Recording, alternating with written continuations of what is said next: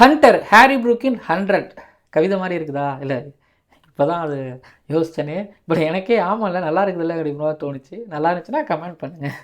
But Harry Brook இன்னைக்கு ஆடின ஒரு கிரிக்கெட் எப்படி இருந்துச்சுன்னா, பல்லேகல்லே மாதிரியான ஒரு ஸ்லோவர் சர்ஃபேஸில் ஒரு ஸ்பின்னுக்கு அசிஸ்ட் பண்ணுற ஒரு சர்ஃபேஸில் எப்படி ஆடணும்னு கிளாஸ் எடுத்திருக்காரு. அப்படி ஒரு அடி, அப்படி ஒரு கிரிக்கெட் ஹாரி ப்ரூக் கிட்ட இருந்து. ஆனால் இன்னைக்கு பாகிஸ்தான் இருக்காங்கல்ல, டாஸை ஜெயிச்சோம் 164 அடித்தோம் தோற்றுருக்குறாங்கன்னா அது அவங்களால மட்டும்தான் முடியும். அவங்களால மட்டும்தாங்க அது முடியும். திரும்பவும் அவங்க தலையில் அவங்க மண்ணவாரி போட்டுக்கிட்டாங்க. இந்தியா வர்சஸ் பாகிஸ்தான் போட்டியில் எனக்கு பாகிஸ்தான் மேலே அவ்வளோ கோபங்கள் இருந்தது. இன்றைக்கெலாம் எனக்கு ஹாரி ப்ரூக் மாதிரியான ஒரு ஒரு ஒரு பிரில்லியன்ட் கிரிக்கெட்டர் அந்த பக்கம் ஆடிட்டு இருக்கும்போது இந்த பக்கத்தில் ஒன்றுமே இல்லாமல் ஆடினாங்கன்னா இப்படி தான் நடக்கும். நிறைய விஷயம் பேசுவோம். சேனலுக்கு புதுசாக வந்திருக்கீங்கன்னா மறக்காமல் சப்ஸ்கிரைப் பண்ணிடுங்க. அப்புறம் உங்கள் டேட்டாவும் நேரமும் முக்கியம். என்ன நார்மல் ஸ்பீடில் பார்க்காம 1.5x இல்லை 2x ஸ்பீடில் பாருங்கள். அப்புறம் கமெண்ட் பண்ணுங்கள். உங்களுக்கு பிடிச்ச 100 எது? ஹாரி ப்ரூக் அடித்த 100ஆ, பத்தம் நிசங்கா இதே பள்ளிகளில் அடித்த 100ஆ அகென்ஸ்ட் ஆஸ்திரேலியா? அதுக்கப்புறம் யுவராஜ் சம்ரா சேப்பாக்கில் 100 அடிச்சிருப்பாரு அகென்ஸ்ட் நியூசிலாந்து. எந்த 100 பிடிச்சது அப்படிங்கிறத கீழே வந்து கமெண்ட் பண்ணுங்கள். நான் எனக்கு பிடிச்ச 100 பற்றி சொல்ல போகிறேன்.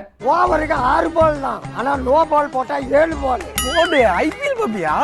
ஜேனியல் லேரிஸ் அண்ட் ஜெதுமா இந்த பங்காத்தால ICC men's T20 world cup 2026 group 2ல சூப்பர் 8ல் பல்லேகல்லேல நடந்து முடிஞ்ச இங்கிலாந்து வர்சஸ் பாகிஸ்தான் போட்டியோட அனாலிசிஸ் அண்ட் ரிவ்யூ பார்க்க வந்திருக்கீங்க. இந்த ஸ்பெஷல் கிரிக்கெட் ஆனந்தா ஷோவினிலே பாகிஸ்தான் ஆல்மோஸ்ட் வெளியில் போகிற கண்டிஷன்ஸை இருந்துக்கிட்டு இருக்கிறாங்க. யார் செமிஃபைனலுக்குள்ளே போவாங்க?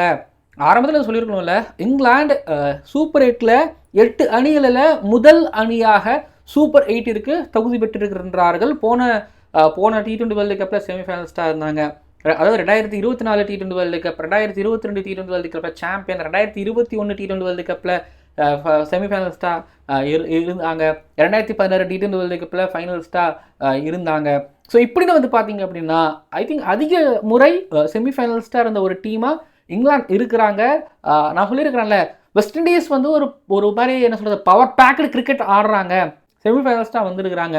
பட் இன்னைக்கு வந்து நான் பாகிஸ்தான் பற்றி கொஞ்சம் பேசிட்டு அதுக்கப்புறம் ஹாரி ப்ரூக்கோட 100 பற்றி நான் பேசுகிறேன். 2 பார்ட்லாம் இருக்க போது உங்களுக்கு எது வேணுமோ அதை நீங்கள் பார்த்துக்கோங்க. ஃபஸ்ட்டு பாகிஸ்தான் எங்கெங்கெல்லாம் தப்பு பண்ணாங்க, இந்த மேட்சை தோக்கணுங்கிற மாதிரி எந்தெந்த இடத்துல ஆடினாங்க.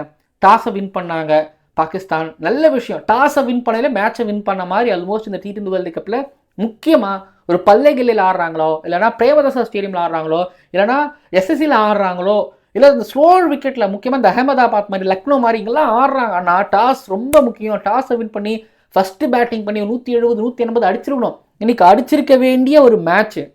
சையும் அய்யூப் எப்படி நம்பர் 1 ஆல்ரவுண்டர் ஆனாருன்னு எனக்கு சத்தியமாக தெரில. நம்பர் 1 பவுலர் வேணாலும் சொல்லுங்கள், நான் நம்புகிறேன். நம்பர் 1 ஆல்ரவுண்டர் தயவு செஞ்சு சொல்லாதீங்க. எனக்கு சையும் அய்யூபை பற்றிக்கிட்டு போகுது.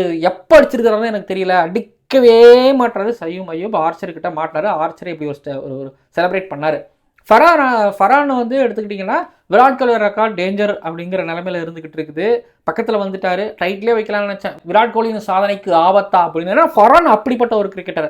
இன்னைக்கு ஃபரான் கூட வேற மேபி ஃபகர் ஜமான் பாபர் அசமுக்கு பதிலாக முன்னாடி வந்திருந்தா இன்னைக்கு நிலைமையே வேறன்னு நினைக்கிறேன். ஏன்னா இந்த பக்கத்தில் இந்த அடி அந்த பக்கத்தில் இந்த அடிக்கும் போது ஹாரி ப்ரூக் ப்ரெஷரில் போய் அதில் ரஷத்துக்கும் சாத்து விழுந்திருக்கும். அதில் இடத்துக்கு டவுத்தை தூக்கி போகிற நிலைமைக்கு வந்திருக்க மாட்டார்.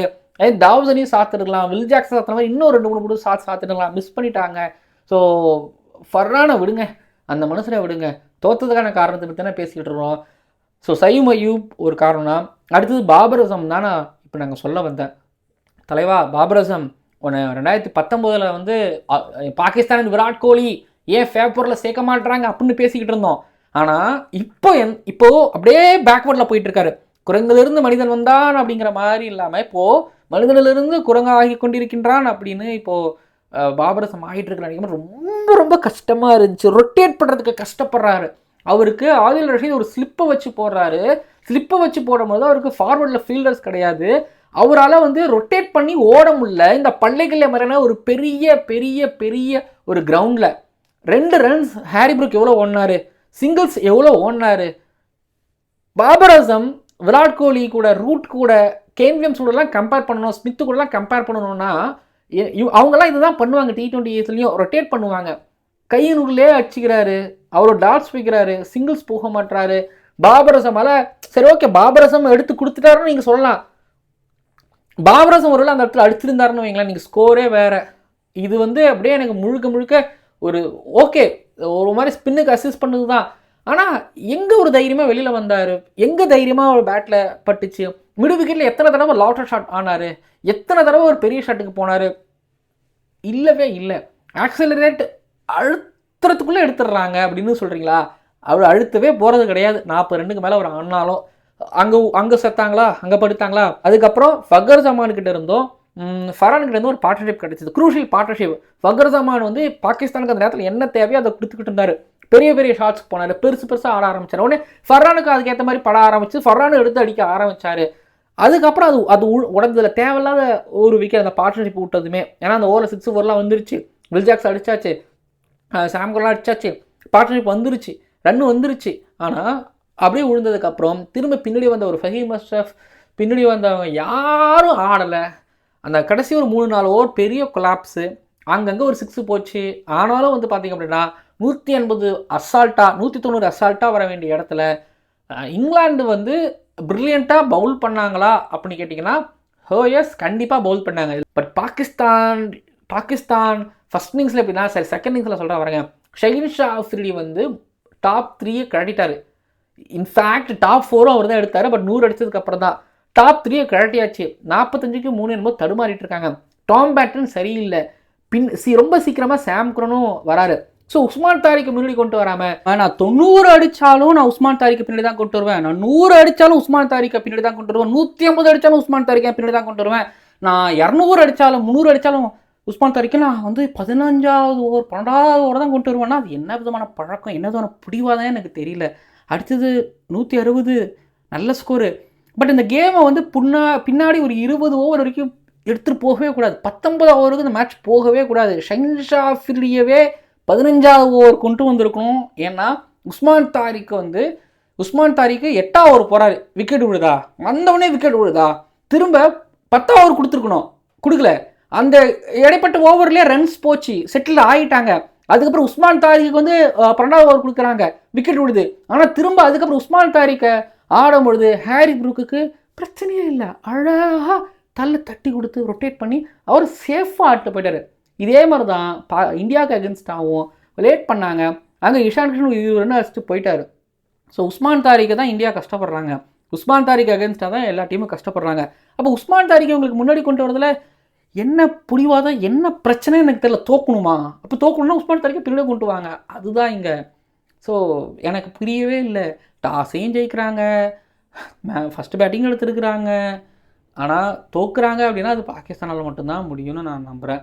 அப்புறம் பின்னாடி விக்கெட் விழுந்தது அது எல்லாமே அது விடுங்க, அது வந்து அது விடுங்க, அது ஏதோ நடந்துருச்சு. ஆனால் இதுலேயும் ஃபீல்டிங்லேயும் எனக்கு உஸ்மான் தாரிக் தான் அந்த கேட்ச் ஒன்று விட்டார், பரிதாபமாக இருந்துச்சு.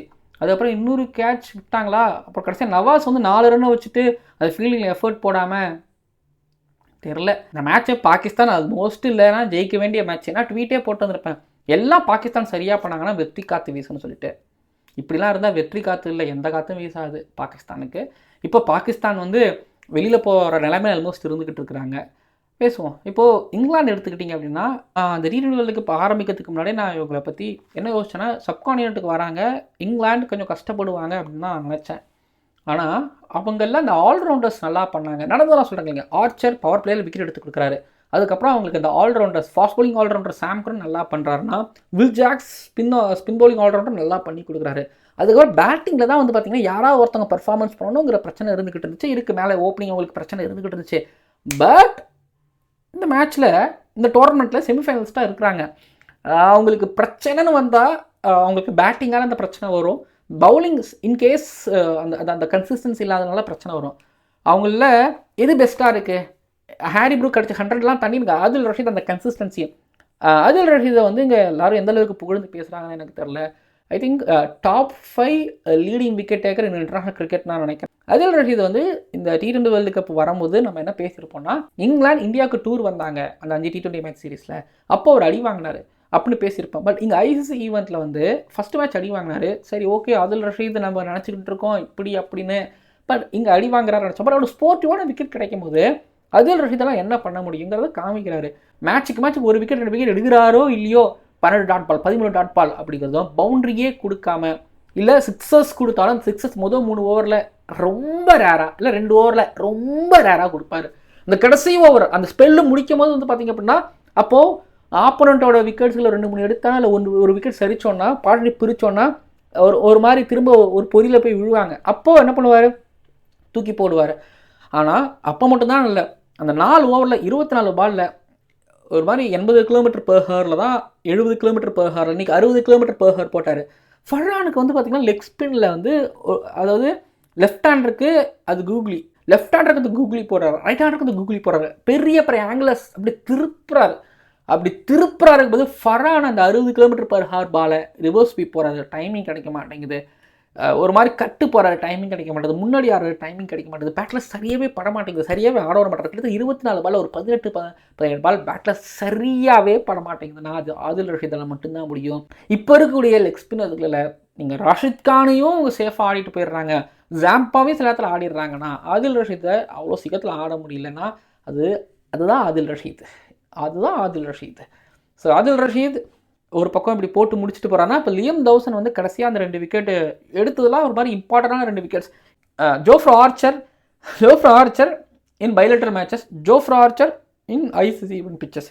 ஸ்போர்ட்டிவான விக்கெட்டில் வருது, பவர் பிளேயில் விக்கெட் எடுத்து கொடுத்துட்டாரு. டாஸ் வின் பண்ணி பாகிஸ்தான் ஃபஸ்ட்டு பேட்டிங் பண்ணுறாங்க. ஸோ பாசிட்டிவாக ஸ்டார்ட் பண்ண நடப்பாங்க. அங்கே உடச்சி விட்டதுக்கப்புறம் பவர் பிளேயில் 2 ஓவர் நல்லா போகிறாரு, இப்போல்லாம் விக்கெட் எடுத்து கொடுக்குறாரு. ஸோ பவர் பிளேயில் அவர் வந்த வேலையை அவர் பக்காவாக பண்ணி கொடுக்குறாரு. டாவ்சன் ஒரு சப்போர்ட்டிவ் ரோல், இன்றைக்கி வில் ஜாக்ஸ் சரியாக பண்ண முடியலனாலும், பட் சாம் குரன் ஒரு மாதிரி டீசெண்டாக பண்ணாலும், பட் ஆர்ச்சர் ஆதில் ரஷீத் 2 பேரும் நல்லா பண்ணி கொடுத்து ஒரு அன்சங் ஹீரோஸாக இருக்கிறாங்கன்னா, பேட்டிங்கில் வந்து வில் ஜாக்ஸோட அந்த பார்ட்னர்ஷிப் அதுவும் ரொம்ப முக்கியமான பார்ட்னர்ஷிப். அவர் உஸ்மான் தாரிக்கை எலகண்ட்டாக 6 1 அடிப்பார், அடிப்பார். அதுக்கப்புறம் இன்னொரு 6 1 அடிப்பார், 4 1 அடிப்பார். ஸோ இந்த 2 6 4 வந்து தேவை, அந்த இடத்துல தேவைப்பட்டுச்சு. இல்லைன்னு வச்சுங்களேன் கொஞ்சம் கஷ்டப்பட்டுருப்பாங்க இங்கிலாந்து அப்படின்னு நான் நினைக்கிறேன். பட் இன்னொன்று சொல்கிறேன், ப்ரூக் 100 அடிக்காமல் ஒரு 70 அவுட் ஆகிருந்தால் நீங்கள் கொஞ்சம் மேட்ச் ட்விஸ்ட்டாக இருந்திருப்போம் எனக்கு தோணுது. சிங்கிள் ஹேண்டடாக நீங்கள் ஹாரி ப்ரூக் ஆனார், வரலாம் ஸ்டார் பாய் Harry Brook, Harry Brook 100. T20 world கப்பில் வந்து இது வரைக்கும் 100 3 பேர் அடிச்சிருக்கிறாங்களா, பட்லர் 1, டேவிட் மலான் 1, இப்போ ஹாரி ப்ரூக் 1. அதுக்கப்புறம் சேசிங்கில் T20 வேர்ல்டு கப்பில் 100னா கிறிஸ்கைல் இங்கிலாந்துக்கு அகேன்ஸ்டாக அடித்த 100 ஞாபகம் இருக்குது 2016 மும்பை வான்கடேயில். அதுக்கப்புறம் அலெக்சஸ் ஹெர்ல்ஸ் 2014 ஸ்ரீலங்காவுக்கு அகேன்ஸ்டாக 100 அடித்தார் ஞாபகம் இருக்குது. 10 மிஸ்ஸாங்க ஆஸ்திரேலியாவுக்கு அகேன்ஸ்டாக அடித்தார் சேசிங்கில் அந்த 100 ஞாபகம் இருக்கும், இதே பள்ளிகளில் இந்த வேர்ல்டு கப்பில். அதுக்கப்புறம் இப்போது ஹாரி ப்ரூக் 100 அடிச்சிருக்கிறாரு சேசிங்கில் அகேன்ஸ்ட்டு பாகிஸ்தான் கூட. இந்த T20 வேர்ல்டு கப்பில் எது சிறந்த 100? பெத்த மிஸ்ஸுக்கு அப்படி தான் ஹாரி ப்ரூக்கோட தான்னா எனக்கு 2 கண்கள். ஆனால் எனக்கு என்னமோ ஹாரி ப்ரூக் அடித்த 100 அப்படிங்கிறது ஒத்தால் நின்று அடித்தார். ஏன்னா சுற்றி விக்கெட் போய்கிட்டே இருக்குது, பட் இவர் மட்டும் ஒரு பக்கம் நின்று அடிச்சுக்கிட்டே இருக்கிறாரு. அந்த என்ன சொல்கிறது ஸ்டார்ட் அண்ட் அதுக்கப்புறம் வந்து பார்த்தீங்க அப்படின்னா ஒரு சின்ன அமைதி, தென் அப்படியே ஆரம்பிக்கிறாரு, தென் முடிக்கிறாரு, அப்படி தான் இருந்துச்சு. ஹாரி ப்ரூக்கோட 100 நான் இந்த T20 வேர்ல்டு கப்பில் சிறந்த 100 அப்படின்னு நான் சொல்லுவேன். அண்ட் கேப்டன் அப்படிங்கிற ஒரு ப்ரெஷர் இருந்துச்சு. ஹாரி ப்ரூக் இந்த T20 வேர்ல்டு கப்பில் ஐ திங்க் ஒரு மேட்ச் நல்லா விளையாண்டாரு. அதுக்கப்புறம் அவர் ஆடுற ஷாட்ஸ்லாம் கேப்டனாக இருக்கிற என்ன எப்படி ஆடுற அப்படின்னு இருக்கிற மாதிரி தான் இருந்துச்சு. பட் இந்த மேட்ச்சில் ஹாரி ப்ரூக் வந்து எனக்கு அந்த 50 நெருங்கும் போதே அவ்வளோ பொறுப்பாக ஆடுறாருப்பான ட்வீட்டு போட்டிருந்தேன், கேப்டன் ஹாரி ப்ரூக் சல்யூட்னு சொல்லிட்டு. எனக்கு பிடிச்சிருந்துச்சு, அப்படி ஆடினார். அவர் ஆடும்போது வந்து பார்த்தீங்க அப்படின்னா நான் சொல்லலாம் 165 டார்கெட்டு, 3 விக்கெட் போயிருச்சு, இன்னும் 2 விக்கெட் போனால் மேபி பெரிய மார்ஜினில் பாகிஸ்தான் ஜெயிப்பாங்க அப்படின்னு தான் இருந்துச்சு. ஆனால் ஹாரி ப்ரூக் வந்து பார்த்தீங்கன்னா மிர்சாவை லெக் சைடில் ஒரு அட்ஜஸ்ட் பண்ணி ஆடினார். சரி ஃபாஸ்ட் பவுலர் ஆடிட்டார் அப்படின்னு இருக்கும்போது ஒரு ஸ்லோயர் பால் ட்ரை பண்ணுற மிர்சா, ஆனால் இன்றைக்கி சரியாக பார்த்து அடி பொழிச்சுன்னு ஒன்று விட்டார். ஓகே ஃபாஸ்ட் பவுலர் ஆடுறாரு, ஸ்பின்னர் எப்படி ஆடுறாருன்னு பார்க்கும்போது இன்றைக்கி எல்லா ஸ்பின்னரையும் அடித்தார். சின்ன அட்ஜஸ்ட்மெண்ட்ஸ் இருந்துச்சு. அதை விட ரொம்ப முக்கியமானது என்னென்னா ஸ்டெப் அப் பண்ணி இன்றைக்கி அடித்தார். எத்தனை ஸ்பின்னர்ஸுகளை இந்த காலகட்டத்தில் ஸ்டெப் அப் பண்ணி அடிக்கிறாங்கன்னு சொல்லுங்கள். அந்த காலத்தில் என் தலைவன் கங்குலி அடிப்பாப்பில், ஸ்டெப் அப் பண்ணி அடிப்பாப்பில். இன்றைக்கி ஹாரி ப்ரூக் ஸ்டெப் அப் பண்ணி எல்லா ஸ்பின்னர்ஸையும் அடித்தார். ஸ்டெப் அப் பண்ணி அடித்ததுனால வந்து பார்த்தீங்க அப்படின்னா கொஞ்சம் அவங்க லைனர் லெங்க்த்தை மாற்ற வேண்டியது இருந்தது. அந்த லைனர் லெங்க்த்தை மாற்ற வேண்டியது இருந்ததுனால கூட ஆன ஒரு வில் ஜாக்ஸ்க்கெலாம் கொஞ்சம் ஈஸியாகவே இருந்தது, ஒரு சாம் கரனுக்கு கொஞ்சம் ஈஸியாகவே இருந்தது. ப்ரீமெடிட்டேட்டடாக ஸ்வீப் ஒன்று ஆனார். அதுக்கப்புறம் வந்து பார்த்தீங்கன்னா கொஞ்சம் லைட்டாக சின்ன அட்ஜஸ்ட்மெண்ட் பண்ணி அண்ட் ஆஃப் சைட் லவ்ஸில் கல்சம் நடிச்சார். உஸ்மான் தாரிக்கை நான் ஒரு மாதிரி பதுங்குறேன் அப்படின்னா மற்றவங்க அடிக்கணும்ல, அதை இவர் பண்ணார். மேக்ஸிமம் ஆஃப் த ரன்ஸ் ஸ்பின்னர்ஸுக்கு அகேன்ஸ்டாக தான் இங்கே எடுத்தே ஆகணும். ஸ்பின்னர்ஸுக்கு அகேன்ஸ்டாக வந்து பார்த்திங்க அப்படின்னா நம்மளோட பேசிக்ஸ் ரொம்ப சரியாக இருக்கணும். அவரோட பேசிக்ஸ் சிம்பிள் என்னென்னா அவர் வந்து இப்படி ரிவர்ஸ் ஸ்வீப் போடுறதோ அப்படி ஸ்வீப் போடுறதோ இல்லைனா இப்படி அந்த மாதிரிலாம் போகவே இல்லை. காலை மாற்றி நான் நீங்கள் ஆட போகிறேன் அப்படின்னு இன்றைக்கி ஆடினார். ஒரு கிளாசிக்கல் ஒரு 100.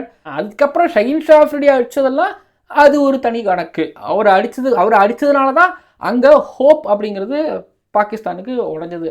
ஸோ என்ன கேட்டிங்க அப்படின்னா இந்த T20 வேர்ல்டு கப்பில் இது ஒரு பெஸ்ட்டு 100 நான் பார்க்குறேன். இந்த மாதிரியான சர்ஃபேஸில் முழுக்க ஒரு மாதிரி நல்ல spin attack, heavy spin attack வச்சிருக்கக்கூடிய பாகிஸ்தானுக்கு அகேன்ஸ்டாக ஹாரி ப்ரூக் அடித்த 100லாம் என்னை பொறுத்த வரைக்கும் பெஸ்ட்டு 100ங்க. அண்ட் பாகிஸ்தான் அப்படின்னா ரொம்ப லவ் பண்ணுவார் ஹாரி ப்ரூக். அவங்களுக்கு அகேன்ஸ்டாக தான் 100 அடித்தார்ல, கரெக்டு.